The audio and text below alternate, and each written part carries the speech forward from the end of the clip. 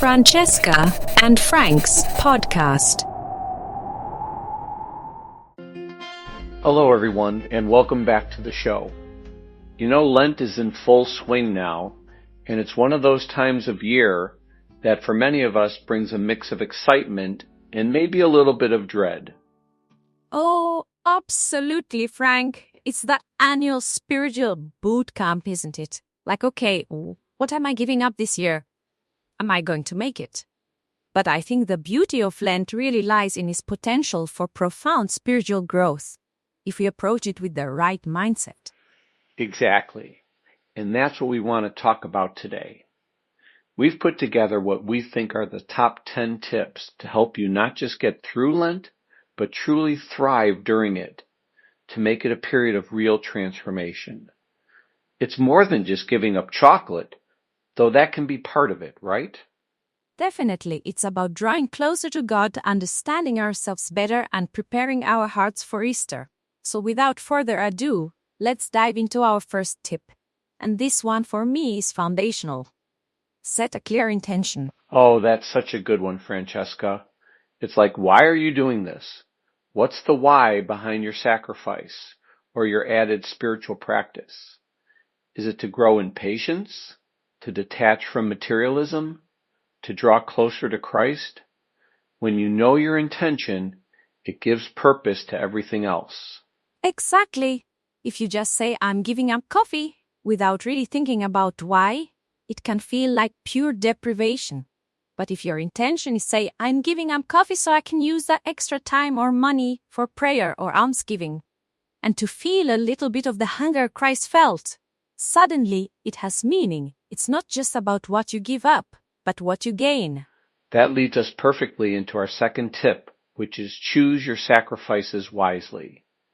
Don't just pick something easy or something you were already planning on cutting back on. Make it meaningful, something that actually challenges you a bit. Right? Like don't give up broccoli if you never eat broccoli anyway. Think about what truly has a hold on you. Maybe it's social media scrolling, or impulse spending, or even negative self-talk. Those kinds of sacrifices can be incredibly liberating and force you to lean into God more. I heard a great point once. Choose a sacrifice that creates a spiritual space in your life. Like if you give up an hour of TV, what are you filling that hour with? That's where the growth happens. And speaking of growth, our third tip is embrace new spiritual practices. Don't just focus on giving things up, add something positive. Oh, this is one of my favorites. Lent isn't just about subtraction, it's about addition too. Maybe it's committing to daily Bible reading, or a short meditation every morning, or even just saying a sincere prayer before meals. It's about building those healthy spiritual habits that can carry on beyond Lent. Absolutely. It's a wonderful opportunity to try out a new form of prayer, or pick up a spiritual book you've been meaning to read. It could be something as simple as a daily rosary, or doing the Stations of the Cross regularly. And that brings us to our fourth tip, which is to prioritize prayer. Yes, prayer is the bedrock of our faith, and Lent is the perfect time to deepen that connection, even if it's just 5 extra minutes of quiet prayer a day, or intentionally talking to God throughout your day. It doesn't have to be a grand hour-long session, especially if that feels daunting. Consistency is key. It really is. And I think many people get caught up thinking prayer has to be formal. But sometimes it's just sitting in silence, listening, or simply telling God what's on your heart. Make it a real conversation, you know? Our fifth tip flows from this. Practice almsgiving intentionally. This isn't just about putting a bit more in the collection plate, though that's good too. Think about almsgiving in a broader sense. It could be volunteering your time, sharing your talents, or simply being more generous with your kindness and attention to those around you. It's about giving of yourself. Exactly. Giving a thoughtful compliment, offering to help a struggling neighbor, making a meal for someone sick. Those are all acts of almsgiving that don't necessarily involve money, but come from a generous heart. It's about recognizing the needs of others and responding with love. For our sixth tip, we suggest you seek reconciliation. This is huge for spiritual renewal. It could mean going to confession, which is incredibly powerful for cleansing your soul, but it also means mending broken relationships, forgiving someone who's hurt you, or even forgiving yourself. Holding on to grudges or guilt really weighs us down. It does, and Lent is a perfect season for that kind of spiritual house cleaning. It prepares you to fully experience the joy of Easter without that baggage. Our seventh tip is to simplify your life. Oh, I love this one. It means decluttering your physical space, but also your mental and spiritual space. Maybe it's cutting down on unnecessary purchases, or simplifying your schedule to make more time for what truly matters. It's about creating room for God amidst the noise. It's a great practice.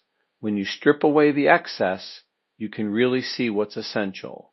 It helps you focus. For our eighth tip, we want you to engage with your community. Lent isn't meant to be a solitary journey. Join a Lenten study group at your church, attend communal stations of the cross, or find an accountability partner for your sacrifices. There's so much strength and encouragement in walking alongside others in faith. It makes the journey less lonely and often more fruitful. Definitely. Knowing you're part of something bigger can really motivate you when things get tough. And speaking of the bigger picture, our ninth tip is to remember the why. Always keep Easter in mind as the ultimate goal. This is so important. Lent isn't just about 40 days of doom and gloom, or I can't have that. It's a preparation for the glorious celebration of Christ's resurrection.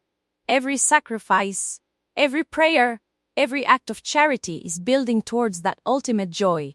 It makes the tough moments bearable when you know what you're preparing for. It's all about the hope that Easter brings.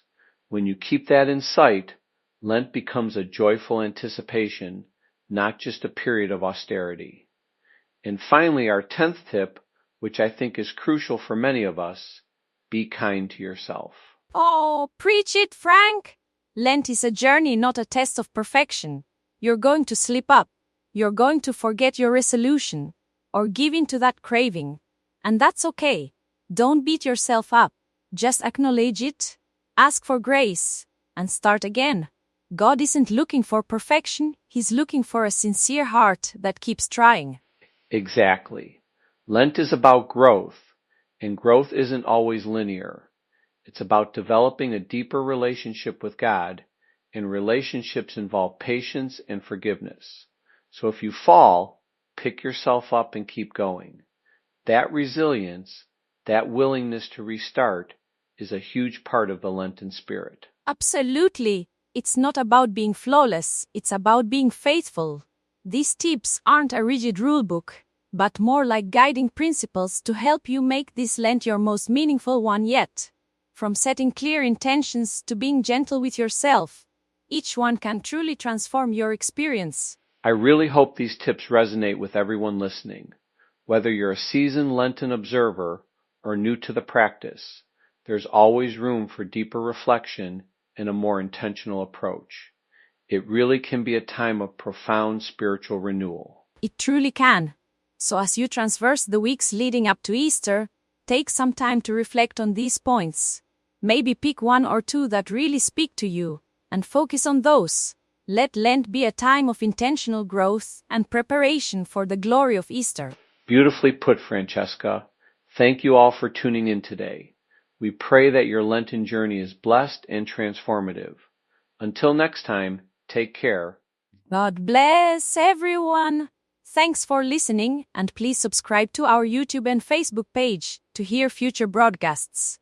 See you soon, and please keep reflecting.